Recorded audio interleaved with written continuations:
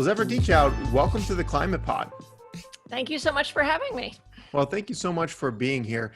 Your latest book, Break 'em Up, Recovering Our Freedom from Big Ag, Big Tech, and Big Money, describes how monopolies have extracted value from employees, consumers, and our planet and redistributed that value to executives and shareholders. Before we get into exactly how they were able to accomplish this, can you just start by providing the audience with your definition of a monopoly? Because it might not be what most people think when they hear of the word. Yeah, it's such a great question because it's actually one of those words that people talk past each other all the time. And especially in recent years, a lot of people have felt intimidated using the word. They felt like it's not a political word. It's just a technical word. If you're not an economist, you have no right to use it. Yeah. But it has a long, actually very powerful history in this country, and is an essential political word as well as legal word. So a monopoly is a company that basically can set the terms of an agreement. I mean, think about coughing these days is always very dicey, but I'm in my home. Think about Standard Oil, think about Pfizer nowadays. None of these companies have to be the only company in the field. I think that's one of the big misconceptions. When Standard Oil was broken up, it only had 65% of the market share. Or looking at Pfizer now, when they just decide on the prices they want to charge and can hike up prices in really cruel ways. And when I say a monopoly is a company that has the power to set the terms, to effectively govern the market instead of be inside it, you can have more than one company that is playing that monopoly role. That's an important, something very important to understand.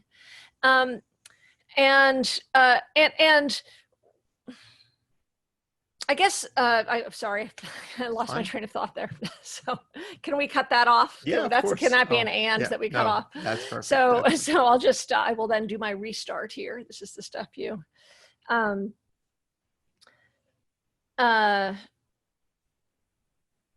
okay. So a monopoly in law is a company that has the power to set the terms of an arrangement. And you don't have to trust me. Milton Friedman, this terrible economist who introduced all kinds of really devastating neoliberal ways of understanding the economy and understanding what companies should be and do.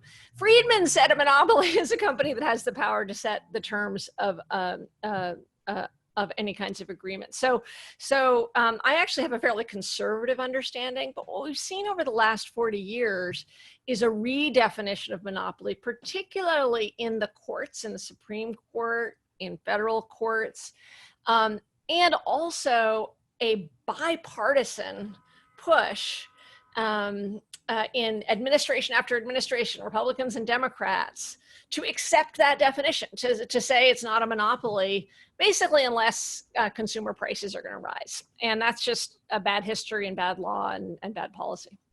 Yeah, I think the price setting aspect of the definition is really the key here, because I remember back in Econ 101, that, we were told that the market sets the price and it's based on this equilibrium of supply and demand. But really, these companies are able to sidestep those market forces, the one that Milton Friedman was so excited about, but they can sidestep those market forces and they set their own price. And you I just want to put sort of highlight something that I think is really important, is that when we think about setting prices, we often are thinking about the consumer. Mm-hmm. But one of the ways in which monopolies have been so devastating in recent years is actually the other kind of price setting, which is setting the price for how much workers get paid, mm-hmm. setting the terms of employment, setting the terms of interactions with small businesses. So you have, think about Amazon, and I'll talk a lot about Amazon. Amazon does have pretty low prices. That's not my issue with Amazon. The real issue is the way in which Amazon because it has this chokehold power, can push down prices substantially for sellers and workers. Mm-hmm. So it's not like when we think of Standard Oil, we think of the consumer spending more, but a lot of monopoly power now is what economists call monopsony power. Mm-hmm. Part of my goal in this book is to give people confidence around the economy. Like, you do not need to be an economist to talk about monopoly power any more than you need to be an economist to talk about labor power. So you don't need to remember the term monopsony. But the main thing to understand is a lot of the power that is being exercised is over workers and suppliers. Yeah, and that's that your book starts out with the story of this chickenization problem, like real problem that's happening throughout the agriculture industry.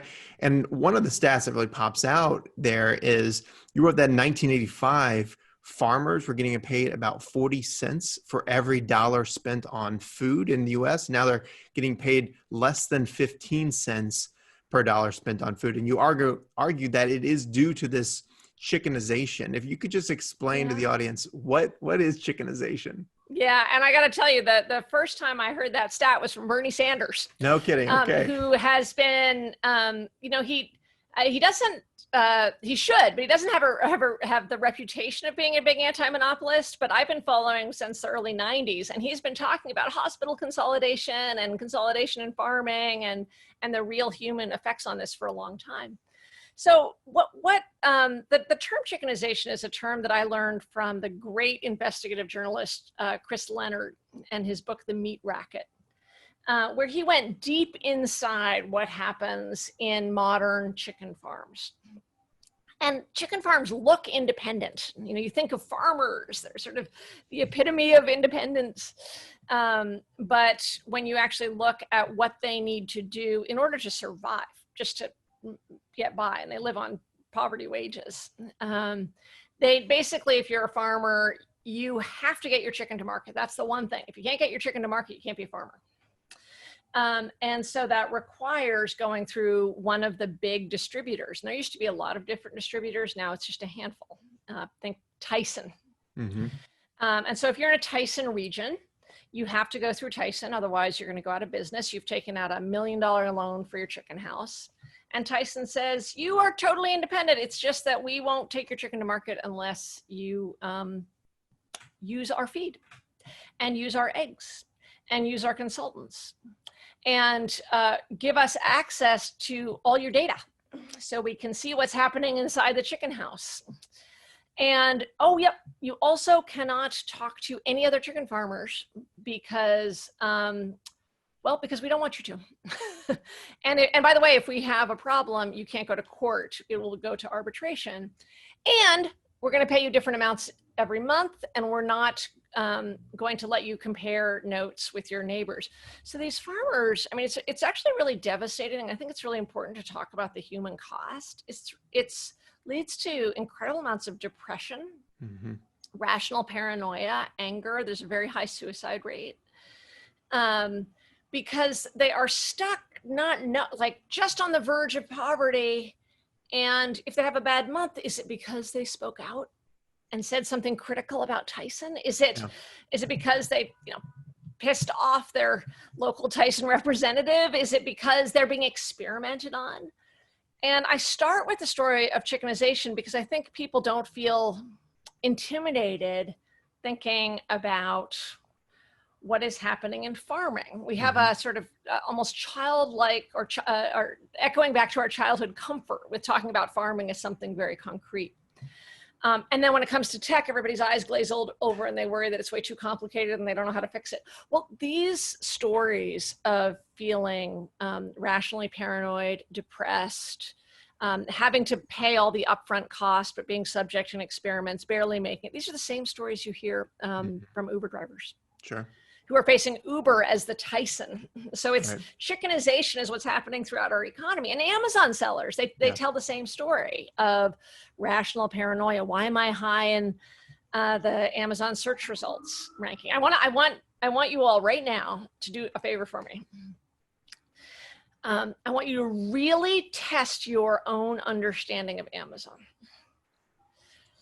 Do you think that Amazon serves up in a neutral way search results when you type in, I don't know, bathroom towels? I know the answer because I read your book. Right. And so sellers of bathroom towels have come to believe that, and actually the hearing at the David Cicilline in Congress's great antitrust subcommittee hearing revealed that they weren't crazy to think this, that if they buy other ancillary services from Amazon, like if they decide to use Amazon shipping service instead of ship those towels themselves, they're going to come up higher in the search results. Mm-hmm. So these choke points are using their power to basically say, pay up. Right. You know, if you don't pay up, you're going to be poor. Sure. And you might be poor anyway. And it's a really, I want to demystify it because I think a lot of people feel like, oh, there's this new thing. It's gig workers. It's technology. There's no way we can handle this. But the truth is, this isn't about technology. It's about a business model that's really hurting workers. Sure. Yeah. And this, while this model isn't new, there were restrictions in place. I mean, this idea of chickenization, that hasn't always been a problem. And like so many of the issues that plague our economy today, they can be traced back to decisions made in the 1980s. Yeah. So can you tell us a little bit about what changed that allowed businesses to amass such power? Yeah, I have a 90, I think he's just turned 96, a 96-year-old friend who read the book and he said, oh, I know all that. We were talking about that, 70 years ago. It's just that we forgot it in the 80s. Yeah. Right? He liked the book, but but this is part of the point. It's like, of course this used to be illegal. Yeah. And basically Ronald Reagan came in with his California wrecking crew, and Reagan came in with a not so veiled appeal to sort of a nostalgic white America.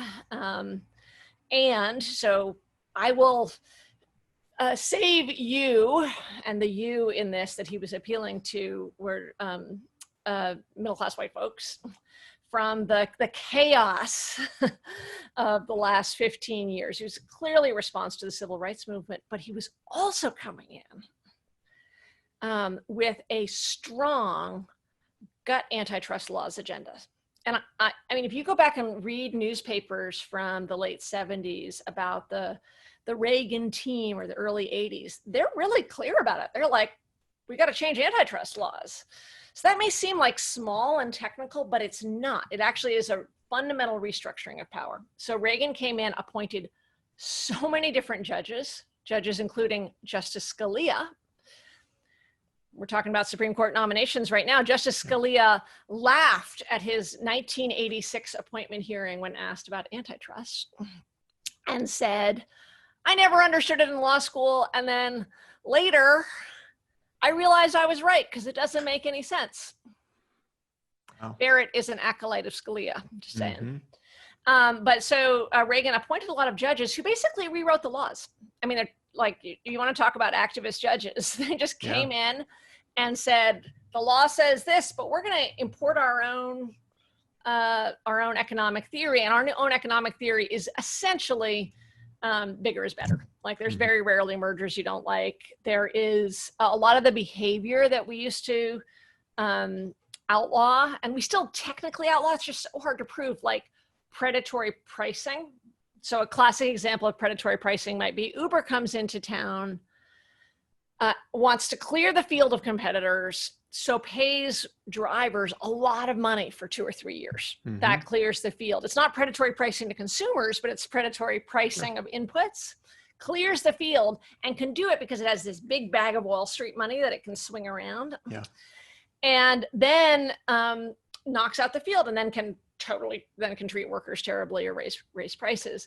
So they made it incredibly hard to prove predatory pricing. They made it incredibly hard, this relates to chicken farming, to prove illegal tying behavior, where you basically say, if you're going to use this one service, you also have to use this other service. These were key tools that were used to protect against this kind of, what I think of as this great sucking sound of like value and from workers to big corporations.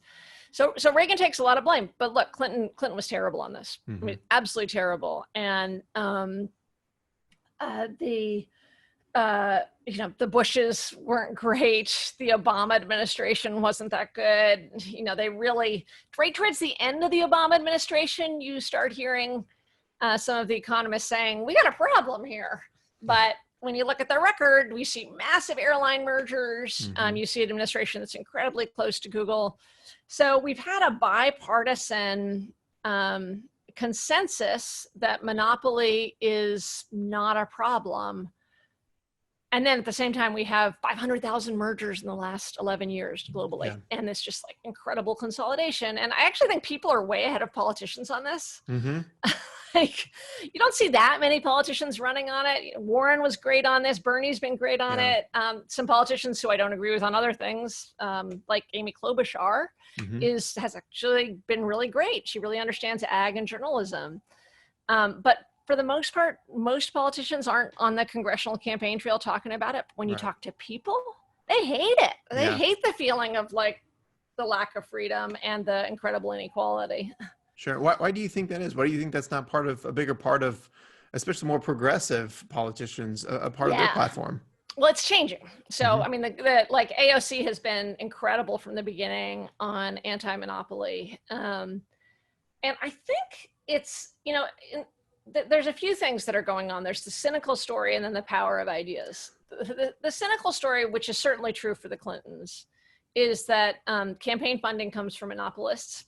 And the Clintons were, Bill Clinton and his administration were incredibly innovative in figuring out how to raise as much money as possible from Wall Street and big business. And it's been, that legacy is it's a major problem in our party, and that's real. And I don't want to, let Obama's administration off the hook. They were, they didn't see themselves as standing up for the little person against big corporations. They sort of believed in some kind of compromise as opposed to understanding there's a fundamental antipathy here. So that's part of it. Part of it is ideas, though, and ideas do matter. And what's happening now is you see candidates like AOC and others, many others, like Pramila Jayapal is actually one of the great national leaders on this. I just love her so much. Who aren't taking, that's not their funding source. Low dollar funding actually does change the calculus. But there's also just a growing understanding that so many problems in our society are related to this. And one of the, I puzzle over this, like, why did it vanish question a lot. One of the brilliant moves of the Chicago School, which is the School of Economics that influenced Reagan and after, was to actually just like to tell people that they didn't make any sense when they were speaking. So sometimes I'll say, like, this happened this past week where I testified in Congress about new antitrust bills, and some of the Obama alums were saying, I don't like it when they say that antitrust should deal with inequality or democracy. That's not what antitrust does.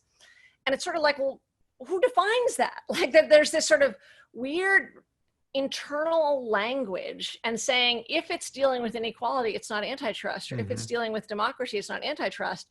And I've seen this at several conferences I've been to. They'll say things like, other kinds of law should deal with this. Like, antitrust is about power. It's about like illegitimate power in the middle of our society. And I've spent my life fighting for better campaign finance laws. We need them. They are not enough. Sure. So, yeah, the campaign finance is such a big part of this story. And we talk about the climate crisis. We talk about positive feedback loops, right? And there's a very positive feedback loop that businesses have been benefiting from over the last 40 years as they grow and as they extract more value from consumers and their employees. They get to spend more and more money influencing politicians to legislate their way. And, this is going to only further increase their profits and further increase their power. And, we talked about a lot of things that happened in the 80s, but a critical moment in the history of monopolies and business power is the Supreme Court's Citizens United case. Yeah. And what have you seen as some of the biggest impacts over the last 10 years, just as a result of that ruling? Yeah, I mean, you're so right. And the power is sometimes, and we'll talk about Citizens United, I'll talk about Citizens United. This power is often about sort of direct campaign cash, and we'll talk about that. But it's so much deeper. It's like maple syrup dripping into every part of the way that DC thinks. You know, like the power of having fossil fuel lobbyists at cocktail parties, not just like showing up in the office and being like, hey, I think that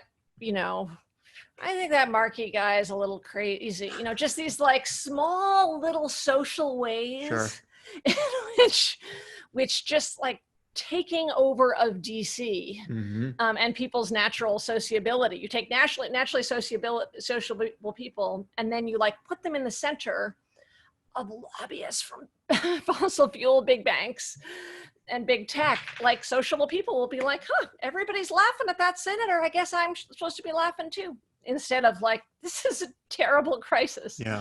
So, but Citizens United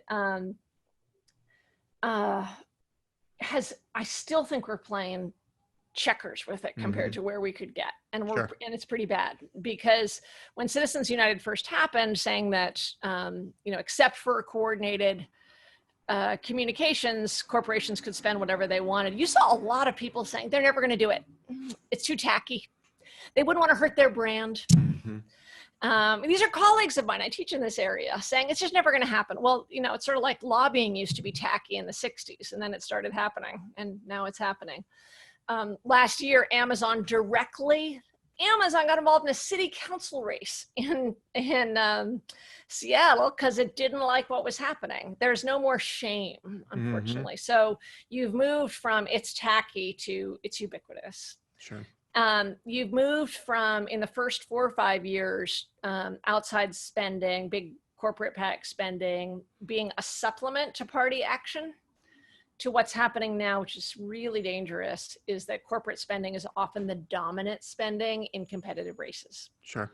So, Ty, where are you I live in in from? Indianapolis, Indiana. Okay, great.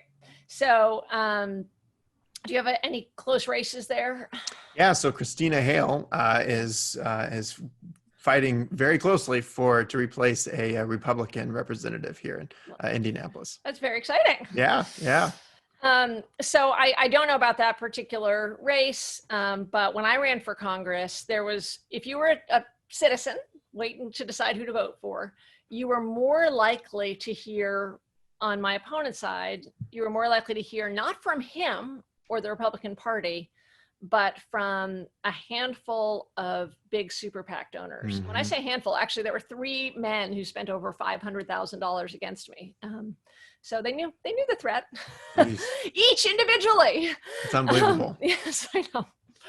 But and I actually challenged them to a debate, because I said, who am I really running against? Right. But it's a real problem, because if you're sitting in Red Hook, you're more likely to hear from somebody who made their money on Wall Street than the candidate. Right. And so then the candidate starts following what the super PACs and the corporations are doing instead of the other way around. And what you're seeing with the Koch brothers, I mean, Jane Mayer's work on this is just epic, but still needs updating because it keeps getting worse, is that they're actually building party infrastructure. So like, what is a political party? They're going door to door. They're doing the organizing.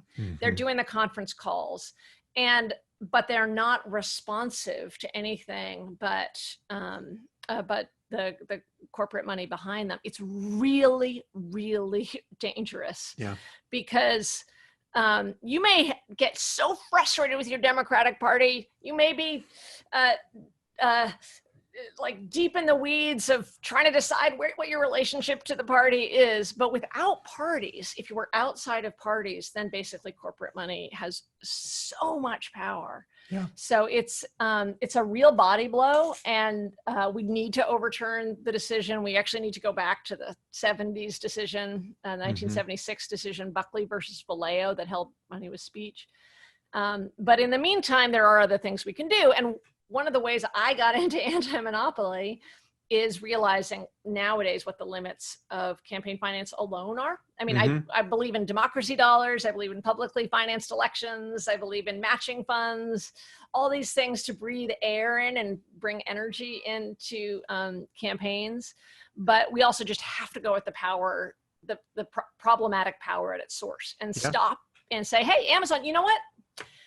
You can't exist like this because you've just amassed too much power. You know, Exxon, nope, can't happen, you know.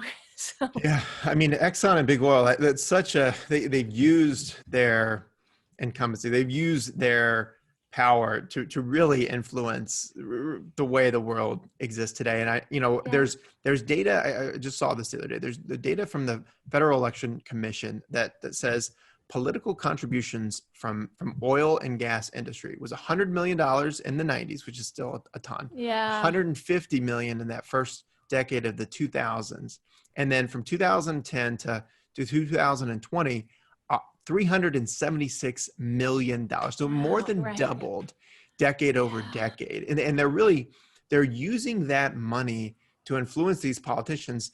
Obviously, we're seeing a ton of environmental rollbacks, making it easier for them to be profitable when they operate, but they're also using it to keep in place subsidies. And these subsidies have propped up this industry for decades. And you talk a lot about in your book how incumbents use subsidies to really, keep competition at bay. Can you talk a little bit about that?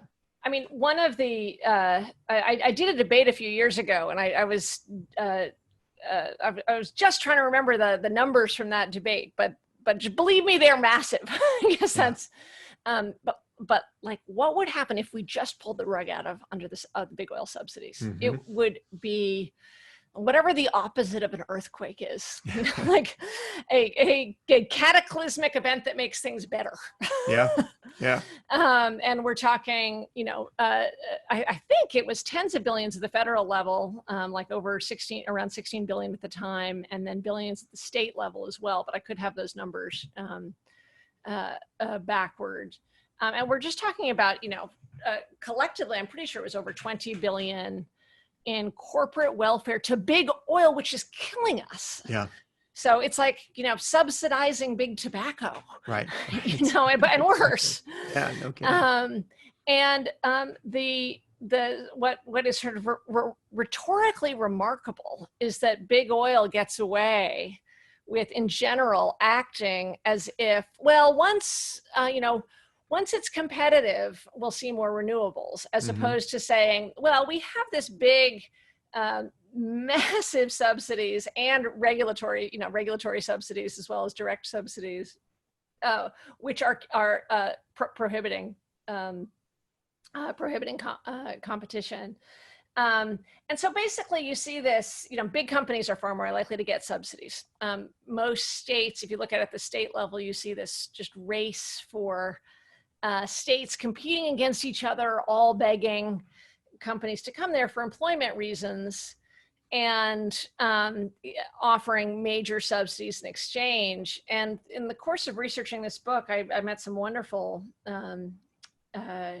economists who were looking at this, and I touched on it briefly, but one of the more fascinating results that I've learned is that often it looks like there's sort of a double win in a subsidy moment, that the politicians like taking credit for subsidies because it looks like they're bringing in jobs, and the companies like subsidies, but there really isn't very much follow-up in terms of the effective, quote unquote, effectiveness of subsidies. So it's the political moment is the moment of the gift, as opposed to the political moment being like, wait, why did we spend all that money? Yeah. And then there's this cycle that kicks in. Basically, you get excess profits because you're subsidized and monopolized, and then you use those excess profits on lobbying, and that lobbying reduces your regulatory burden, and then you get more excess profits, which you just then plow in. And I mean, you definitely see that really toxic feedback loop within the fossil fuel industry. Do you think we would have seen a rise in alternative energy sources like wind and solar sooner if the fossil fuel industry hadn't been so subsidized? No doubt. Yeah. I mean, it's like this is sort of a no-brainer here. And I mean, I was so proud to play a small role in the extraordinary New York fracking victory.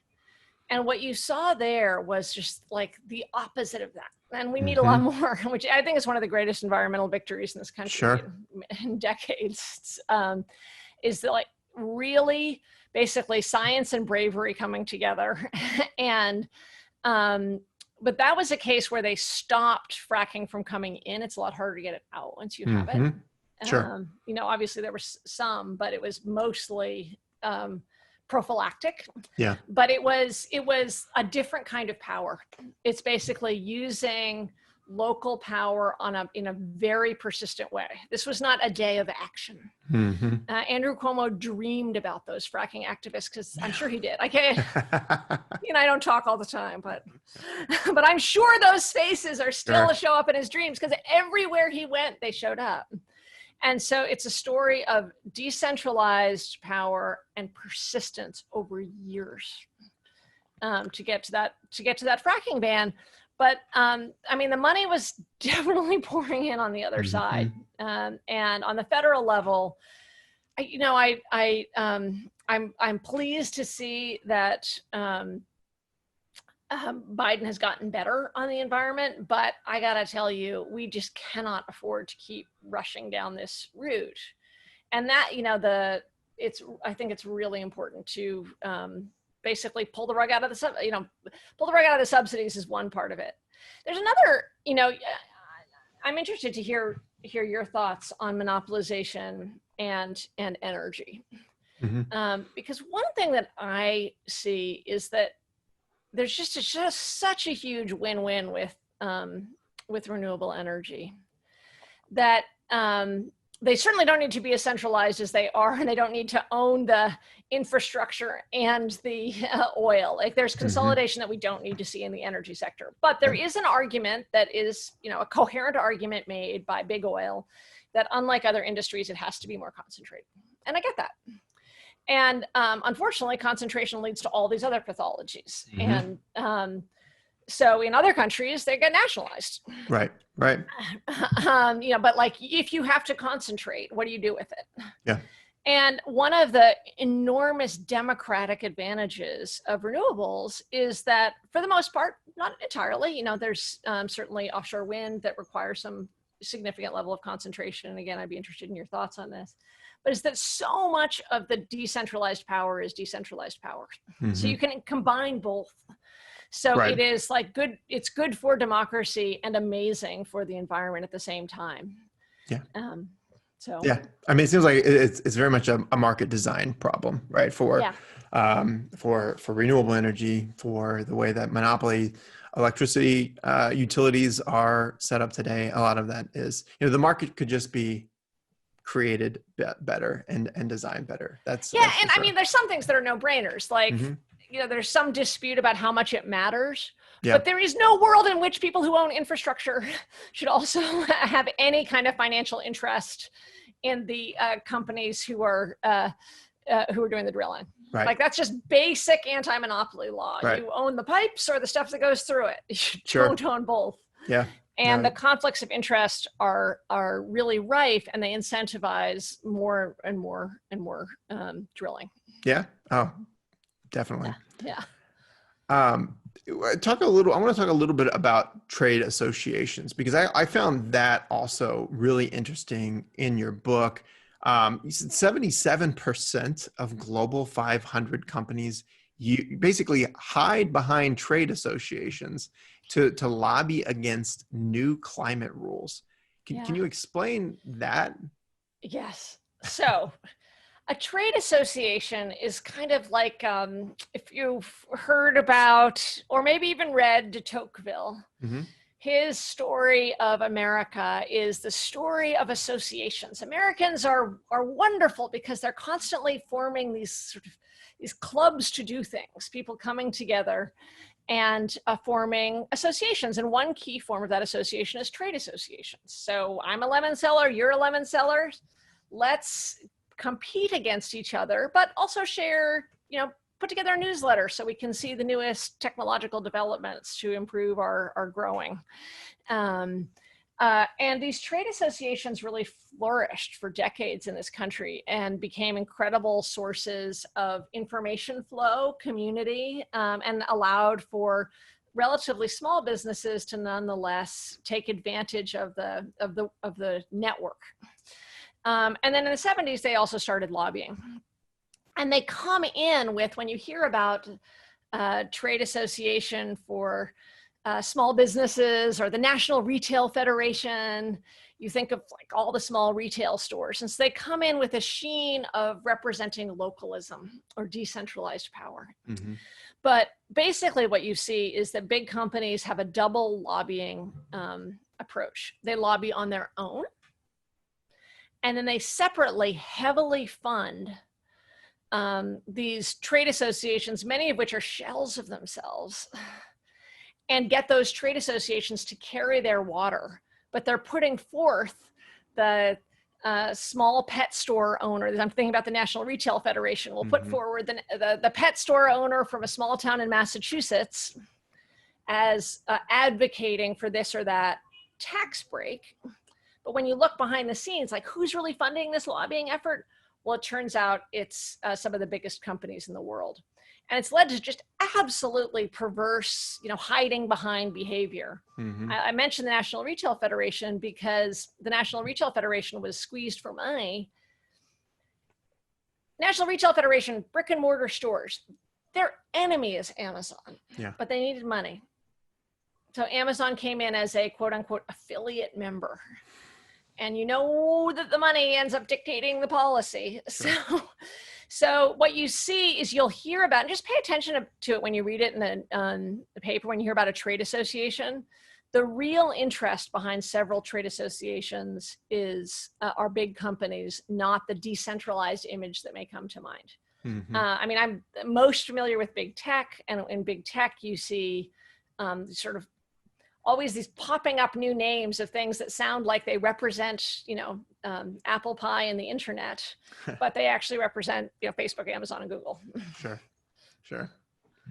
Now, I've asked a variation of this question to several of our guests, and I really want to get your thoughts on this one. But do you think America's current form of capitalism is primarily responsible for the climate crisis?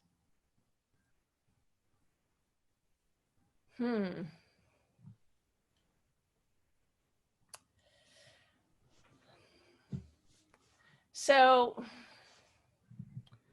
it's a really great question. I mean, our current form of capitalism is so messed up in so many different ways. Profit maximization is a huge problem. I'm not anti-market. I think people often associate markets, say like if markets, then profit maximization, and they're not the same.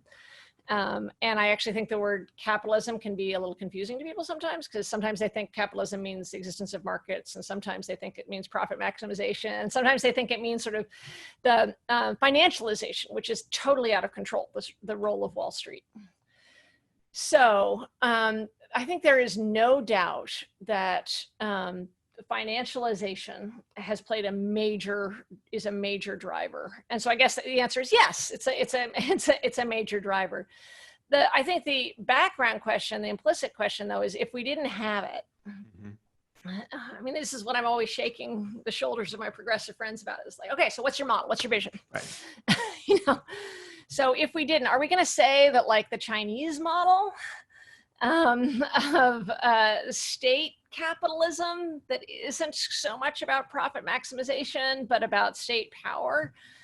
Yeah, I mean, there's some features of that have led to greater investment in green, but it's still a long way away from a renewable vision. So what do you think? Yeah, I mean, personally, I think markets are are efficient, and they're very good at, optimizing for something.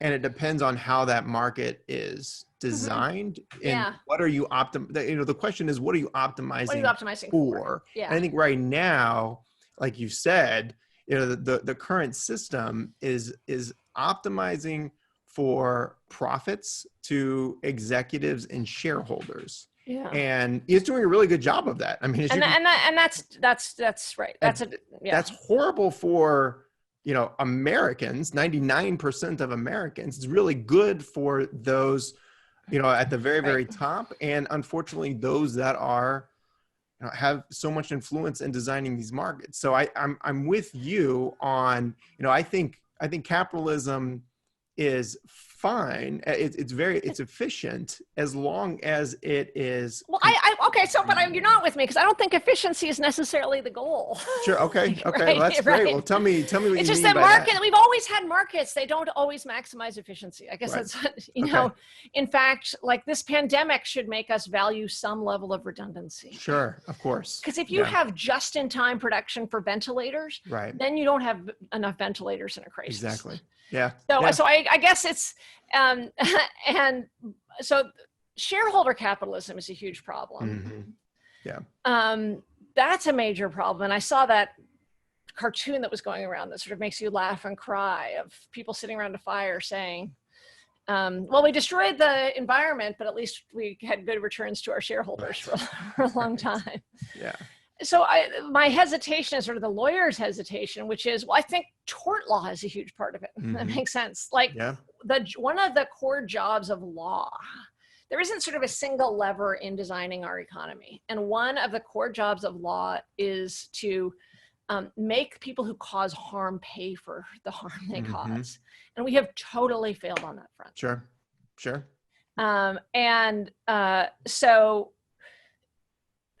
I guess if you see that, so that if you hear hesitation in my voice, it's like, if you don't, the economic term is, externalization, externalities or whatever. But if you don't find a way to make those who cause harm pay for it, that is a problem in whatever system you have.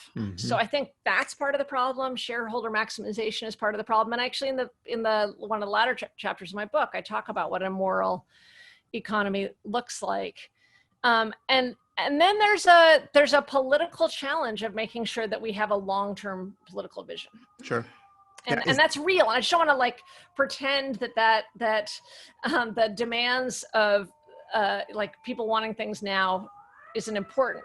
I think the most exciting thing that's happened right now, and I write about this in the book, is the vision of the Green New Deal, because it's a positive vision of decentralized power, of health. And I really learned from the fractivists in New York about how important it is just to be so straightforward about health, like how crazy it is that we're poisoning people. Yeah. And that is an incredibly positive, like, building vision. And when you have a problem as big as we do with climate change, I think the positive vision of what it actually means to live in a world where we're not killing ourselves while we're driving and running factories is really important. I'll tell you why. I'll tell you why I hesitate about the question. Okay. Because I spend time. This relates to in some ways the whole. Well, not the whole goal, but a central goal of the book. I worry that when you talk about capitalism as the cause of climate change, what that translates to some people, because that can mean like 5 different things. Sure. It can mean shareholder maximization. It can mean, but I think it can translate to hopelessness for some people. Yeah. And my hesitation, and purpose of this book is like, we can have any kind of environment we want. We can have any kind of economy we want. We can have markets that aren't about profit maximization. That is like totally possible. And I think that like getting away from the hopelessness that can accompany, well, we've got to tear the whole system down, otherwise we can't deal with climate, is part of my political goal. Does that make sense? It makes a ton of sense, because I think part of your argument is that the market's actually is kind of broken right now, because monopolies cannot exist in the classical economics or economists idea of perfect competition. It just those two things are they're failing on their own terms, and they're failing on my terms. Yes, exactly. Exactly. And so, like we can say, no, you yeah, sorry, go ahead. No, I was just going to say, I mean, do you think that stricter antitrust and breaking up monopolies really is the first step in this greater vision? It has to be part of it, because basically if we don't take on Exxon's power at its core, we're sort of sitting with a democracy and a handful of kings, like in just like real politic terms. These are like mini lords or who are coexisting within democracy. And our current strategy so often is to say, let's focus on the electeds and beg the lords. Yeah. And they aren't stupid. They know that they need to protect their power to protect their profits. So we should go after the root of their power and not just their practices. So it's sort of a core, it's not either or though. Like I really, a lot of people have said to me, why don't we regulate instead of break them up? And I'm like, absolutely both. Yeah, right.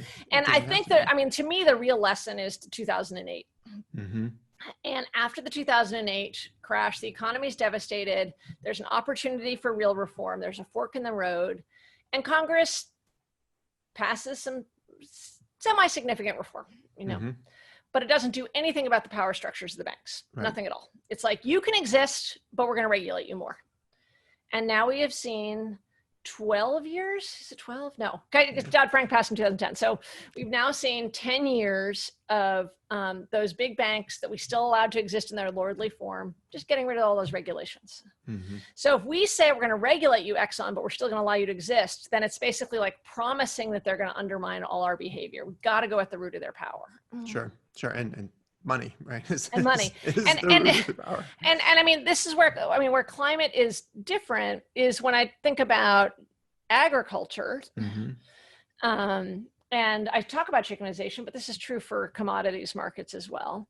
There's a vision of a more decentralized version of a similar technology. The real difference with, when I talk about health, I think we should nationalize healthcare, just to be clear. It's like, we don't do decentralization in every way. The one thing you don't do is have centralized and private. You can have centralized or you can have decentralized, but don't have centralized and private. If it's centralized, it better be owned by the people.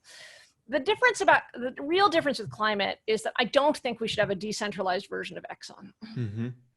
Basically, we actually just have to change the way that we produce energy. Sure.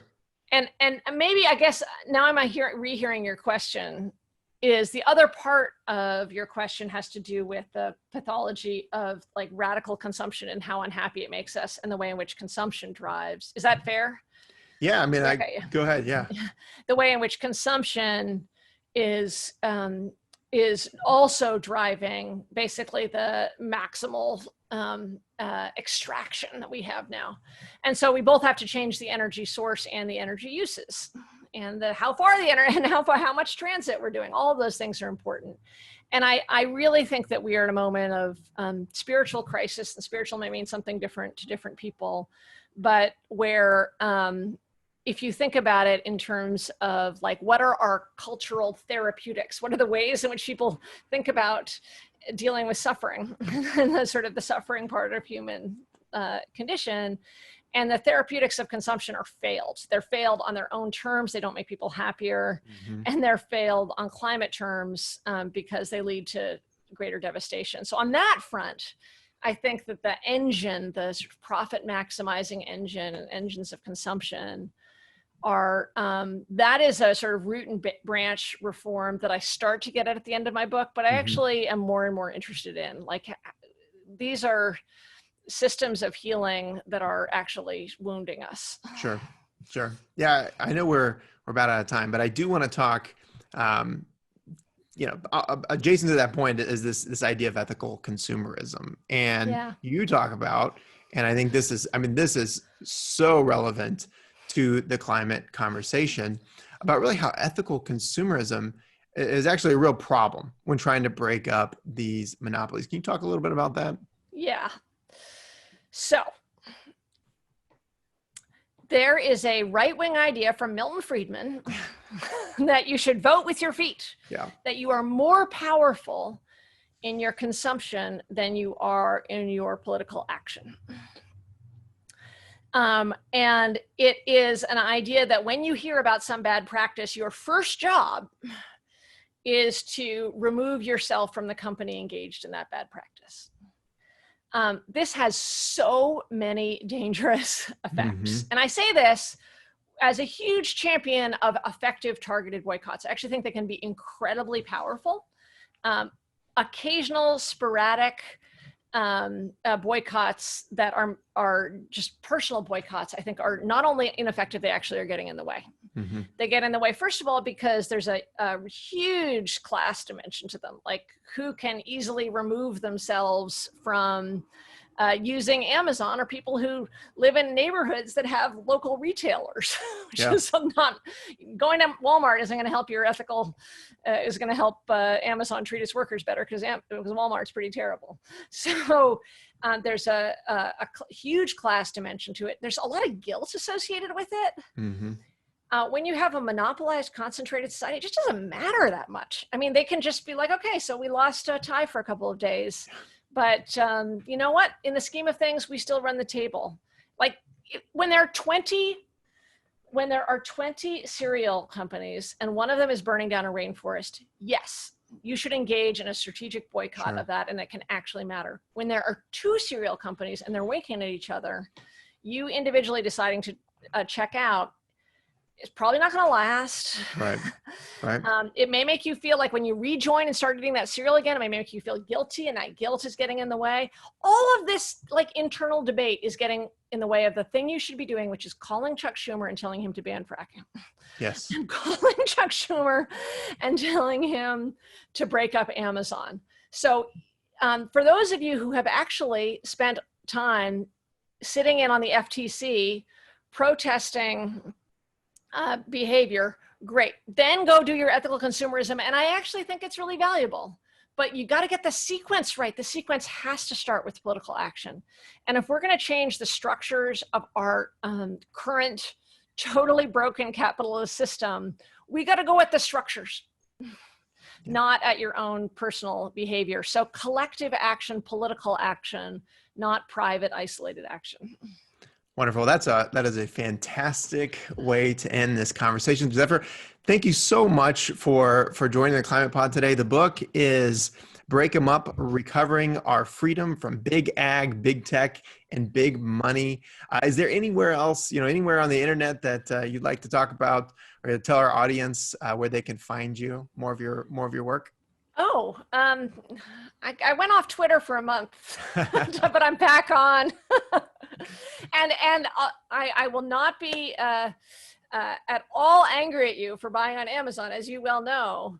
But it actually helps me if you get your local bookstore to sell it, because the more decentralized, the more people can walk by their local bookstore and see it, the better. Yeah, you can follow me on Twitter. I'm